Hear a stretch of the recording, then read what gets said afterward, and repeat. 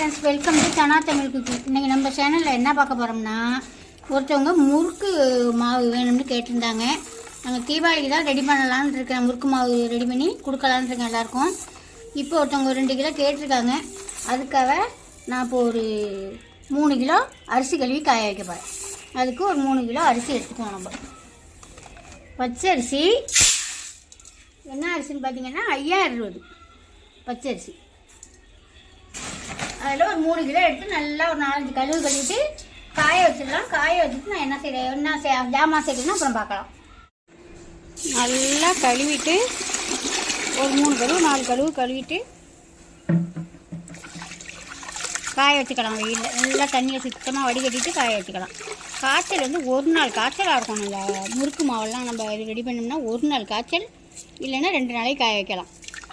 தண்ணியை நம்ம இழுத்துக்காமல் பார்க்கணும். வெயில் அந்த மாதிரி வெயிலாக இருக்கணும். கழுவி காயச்சோம்னா தண்ணி ஈரோ அப்படியே அந்த அரிசி கொதன்னு இழுத்துக்கிட்டது மாதிரி இருந்துச்சுன்னா முறுக்கு வந்து எண்ணெயை குடிக்கும். வெயில் நல்ல வெயிலாக பார்த்து முறுக்குக்கெல்லாம் நம்ம கழுவி காய வைக்கணும். இப்போ முறுக்கு கழுவி காய வச்சோம்னா நம்ம அரிசி நல்லா காஞ்சிடுச்சு.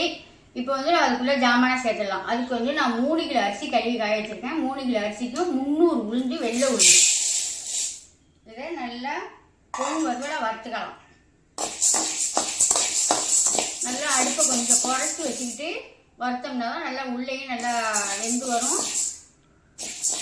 நல்லா பொன் வறுவலை நம்ம வறுத்து எடுத்துக்கலாம். வேகமாக வச்சு வறுத்தோம்னா மேலே அப்படியே செவந்து போயிடும், வறுத்தது மாதிரி இருக்கும். நல்லா அந்த வாசம் வராது உங்களுக்கு. அதனால நல்லா சிம்பிள் வச்சு வறுத்து எடுத்துக்கலாம். படிக்கு 1 கிலோவுக்கு 50 அரிசி மேனி, ஒரு 103 கிலோவுக்கும் 150 கிராம் அரிசி புழுங்கரிசி எடுத்துருக்கேன், இட்லி அரிசி. இதையும் பொரித்து அதில் போட்டுக்கலாம். இந்த மாதிரி செவந்தா போதும். இப்போ நம்ம எடுத்து நம்ம கழுவி அரிசியே சேர்த்துக்கலாம். அந்த 3 கிலோ அரிசிக்கு ஒரு 30 கிராம் பாசி பருப்பு எடை வச்சு தான் வச்சுருக்கேன். 30 கிராம் போட்டிருக்கேன். நீங்கள் கூட கருத்து அரிசி சேர்க்கையில் சேர்த்துக்கோங்க. இது எதுக்காக அந்த பச்சை உளுந்து மட்டும்தான் போடுவாங்க. நான் எதனால் போடுறேன்னா, அந்த முறுக்கு வந்து ஒரு வாசமாக இருக்கும். இந்த பைத்தம் பருப்பை வறுத்துட்டு அதில் போட்டோம்னா நம்ம சாப்பிட்றதுல அவ்வளோ ஒரு வாசமாக இருக்கும். சூப்பராக இருக்கும். குறை அவ்வளோ அருமையாக இருக்கும். இந்த மாவை அரைச்சிலேருந்து நான் சுட்டும் காமிக்கிறேன். இந்த மாவு வந்து இப்போ 3 கிலோ மாவும் நம்ம ஒருத்தவங்களுக்கு கேட்டுட்டாங்க, அவங்களுக்கு தான் ரெடி பண்ணிட்டு. தீபாவளிக்கு முறுக்கு மாவு, அதிரச மாவு, சீப்பி முறுக்கு மாவு, இது 3ம் ரெடி பண்ணி கொடுக்கலான்னு இருக்கேன். கடலை மாவு 4 மாவும் ரெடி பண்ணி கொடுக்கலான்னு இருக்கேன். ரெடி பண்ணி தரேன். கருக விட்றாம அடுப்பை சிம்மில் வச்சு நல்லா வாசம் வர வரையும் வச்சு எடுத்துக்கலாம். இதுவும் நல்லா வறுபட்டு வச்சு எடுத்துடுறேன். 1 கிலோவுக்கு 50 மேனி, 3 கிலோவுக்கும் 150 கிராம் எடுத்து வச்சுருக்கேன். இதை 2 பாதியாக போட்டு வச்சுக்கலாம். ஒரு பாதியாக போட்டோம்னா கடாக்குண்டான்னு ஆயிடும். கொஞ்சம் கொஞ்சமாக வறுத்து எடுத்துக்கணும். அப்போ தான் நல்லா பொரிஞ்சு வரும். பொரிஞ்சு வந்தால் தான் நம்ம மாவு நல்லா வாசமாக இருக்கும். ஒரு நிடம் மாவை வாங்கி செஞ்சு சாப்பிட்டு பாருங்கள். அப்புறம் நீங்கள் மீண்டும் கேட்டுக்கிட்டே தான் இருக்கீங்க. இனிமேல் நல்லா பொரிஞ்சிருச்சு. இப்போ எடுத்துக்கலாம். நல்ல வெயில் பார்த்து 1 நாள் காய்ச்சல், இல்லைன்னா 2 நாளைக்கு காய வைக்கணும். அவ்வளோதான் காய வைக்கணும். இப்போ நான் 1.5 நாள் தான், நேற்று ஃபுல்லாக காஞ்சிருச்சு. இன்னைக்கு இப்போ நான் 6 நேரத்துலேயே இப்போ மில்லுக்கு எடுத்துகிட்டு போகிறேன்.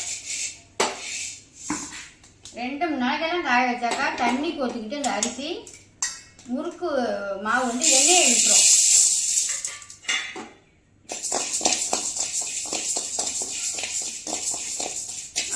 வறுத்து போட்டு போய் அரைச்சிட்டு வரேன். அரைச்சிட்டு வந்து நான் முறுக்கு சுத்தையில் காட்டுறேன். முறுக்கு மாவு கழுவி காய வச்சேன்னா ஒருத்தவங்க கேட்டிருந்தாங்க, அவங்களுக்காக ரெடி பண்ணேன். அதுக்கு இப்போ முறுக்கு மாவு அரைச்சிட்டு வந்துட்டேன். அதில் நான் இப்போ கொஞ்சோண்டு மாவு எடுத்து முறுக்கு புழிஞ்சு பார்த்துடலாம். அதுக்கு ஒரு பாத்திரத்தில் மாவு எடுத்து சேர்த்துக்குவோம். கொஞ்சம் தான் புழிஞ்சு பார்க்க போகிறேன். ஒரு 1/2 ஸ்பூன் கருப்பு எள்ளும் கொஞ்சமாக ஜீரகம், அது 2ம் சேர்த்துக்கலாம். அதுக்கு தேவையான உப்பு போட்டுக்கலாம். மாவு பாக்கெட் போடணும். அதனால் எப்படி இருந்து செஞ்சு பார்த்துட்டு பாக்கெட் போட்டுடலான்னு அதுக்காக கொஞ்சமாக எடுத்து செஞ்சு பார்த்துக்கோங்க. அதுக்கு தேவையான உப்பை போட்டுடலாம். கொஞ்சமாக பெருங்காயத்தூள் இந்த மாதிரி தண்ணியில் கரைச்சி, கட்டி பெருங்காயம் வந்தால் தண்ணியில் கரைச்சிக்கோங்க. தூளாக இருந்தால் சும்மாவே போட்டுக்கோங்க. கொஞ்சமாக நிறையாவும் போட்டுட்டா முறுக்கு செவந்து போயிடும். அதனால் கம்மியாக, நான் கம்மியாக தான் சேர்ப்பேன். இப்போ தேவையான பச்சை தண்ணி தான் ஊற்றி பிணையணும். நான் சுடு தண்ணியெல்லாம் ஊற்றி பிணைய மாட்டேன். பச்சை தண்ணி ஊற்றி அப்புறம் இதில் எண்ணெய் நெய் இதெல்லாம் எதுவுமே நான் சேர்க்க மாட்டேன். நான் இப்போ சேர்த்துருக்கேன்னா இதுதான் எள்ளு, ஜீரகம், உப்பு, பச்சை தண்ணி, பெருங்காயத்தூள் கொஞ்சோண்டு போட்டுக்கலாம். இருந்தால் போட்டுக்கலாம், இல்லைன்னா கூட விட்டுடலாம். நல்லா தான் இருக்கும் முறுக்கு. இந்த முறுக்கு மாவு நம்ம பிணையிலே தெரியும் இந்த முறுக்கு நல்லா இருக்குமா நல்லா இருக்காதான்னு. நான் கண்டுபிடிச்சிருவேன், மாவு பிணையிலே கண்டுபிடிச்சிருவேன். நல்லா எண்ணெய் சூடாக இருக்கணும். அந்த மாதிரி இதில் நீங்கள் போட்டு எடுத்தீங்கன்னா தான் முறுக்கு நல்லா பொரிஞ்சு நல்லா கூடு கட்டிக்கிட்டு நல்லா பொறப்பொறப்பு கொடுக்கும். எண்ணெய் சூடு இல்லாமல் போட்டிங்கன்னா அந்த பொறப்பொறப்பே இருக்காது, கடாருன்னு தான் இருக்கும். முறுக்கு மாவு சூப்பராக நான் ரெடி பண்ணி தருவேன். ஆனால் நீங்கள் வந்து புளியறது கரெக்டாக புளியணும்.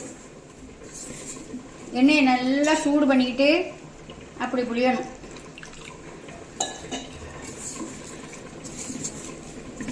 இந்த மாதிரி முறுக்கு உரல் தான் நான் எடுத்திருக்கேன். உங்கள்கிட்ட இரும்பில் இருந்தாலும் எடுத்துங்க, இந்த மாதிரி வச்சுருந்தாலும் எடுத்துங்க. இங்கே பாருங்கள் மாவு பார்த்தீங்களா, இந்த அளவுக்கு மாவு எப்படி கையில் ஒட்டாமல் இருக்குது பாருங்க. இந்த மாதிரி கையில் ஒட்டாமல் இருந்தால் உங்களுக்கு நல்லா முறுக்கு வரும். கையில் பிசுக்கு பிசுக்கு பிசுக்கு பிசுக்குன்னு ஒட்டுருந்துச்சுன்னா அது முறுக்கு நல்லா இருக்காது. இப்போ இந்த மாதிரி உரலில் வச்சிடலாம். நான் ஒன்று ஒன்றா இந்த மாதிரி கரண்டி தான் 2 3 கரண்டி வச்சுக்குவேன், 2 3 பிளேட் வச்சுக்குவேன். பெரிய எண்ணெய் சட்டியாக வச்சு செய்யல 10 முறுக்கு 20 முறுக்குன்னு போட்டு எடுத்துடுவேன். கரண்ட் வேற போயிட்டு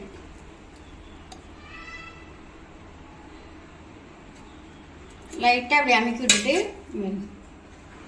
எண்ணெய் வந்து எப்படி சூடாக வச்சுருக்கேன் பாருங்கள். இந்த மாதிரி போட்டோன்னே மேலே வந்துடணும். போட்டு எடுத்துகிட்டு காமிக்கிறேன் பாருங்க. இந்த மாதிரி நல்லா பெரட்டி பெரட்டி பெரட்டி பெரட்டி விட்டு வேக வச்சு எடுத்துக்கோங்க. நல்லா அந்த சொரப்பெல்லாம் அடங்கினதுக்கு பிற்பாடு எடுத்துக்கணும். நம்ம ஃபஸ்ட்டு நம்ம முறுக்கு சுழியில் என்ன செய்யணும்னா, நம்ம எண்ணெய் ஊற்றுறோமா அந்த எண்ணெய் ஒரு 2 3 ஈடு போட்டு அரைச்சதுக்கு பிற்பாடு தான் அந்த எண்ணெய் கலர் மாறும். அதுக்கு பிற்பாடு தான் முறுக்கு செவக்க இருக்கணும். அது வரையும் நமக்கு வெள்ளையாகவே தான் இருக்கும். நல்லா சூப்பராக அருமையாக இருக்கும். அவ்வளோ ஒரு வாசங்க அந்த மாவு அரைச்சிக்கிட்டு வந்த மாவு. சும்மா நான் கொஞ்சம் தான் ரெடி பண்ணியிருக்கேன். நான் இப்போ எல்லாத்தையும் செஞ்சுக்கிட்டு காமிக்கிறேன். இந்த மாதிரி நான் ஒரு கம்பி வச்சுக்கிட்டு கடன்னு பொறுக்கி எடுத்துடுவேன். கரண்டி எல்லாம் யூஸ் பண்ண மாட்டேன். நிறைய ஒரு 20 முறுக்குக்கிட்ட இதில் கொத்து நான் எடுத்துடுவேன். இன்னும் கொஞ்சோண்டு இருக்கு, நான் செஞ்சுக்கிட்டு காமிக்கிறேன். உங்களுக்கு பார்க்கையிலே தெரியும் இந்த எப்படி கோல்டன் கலராக எப்படி இருக்கு பாருங்க. அவ்வளோதான் ஃப்ரெண்ட்ஸ், நம்ம அரைச்சிட்டு இந்த மாவில் முறுக்கு சுட்டி முடிச்சாச்சு. முறுக்கு எப்படி இருக்குன்னு பாருங்கள். இப்போ தீபாவளிக்கு வந்து நான் முறுக்கு மாவு, அதிரசம் மாவு, சீப்பி முறுக்கு மாவு, கடலை மாவு, இது 4 மாவும் ரெடி பண்ணி தரலான்னு இருக்கேன். யாருக்கெல்லாம் வேணும்னு தீபாவளி கிட்டக்க வாங்கிக்கணும். இப்போ இதை உடச்சி காமிச்சிடவா? அப்படி இருக்கும் முறுக்கு, சூப்பராக இருக்கும். இந்த மாவு யாருக்கெல்லாம் வேணும்னு மேலே தெரிய நம்பருக்கு வாட்ஸ்அப் பண்ணி வாங்கிக்கோங்க. இப்போயும் இது ஒருத்தவங்களுக்கு அரைச்சி ரெடி பண்ணி கொடுத்துட்டு தான் நான் கொஞ்சோண்டு செஞ்சு பார்த்தேன். இப்போயும் வேணாலும் யாருக்கு வேணாலும் வாங்கிக்கணும்.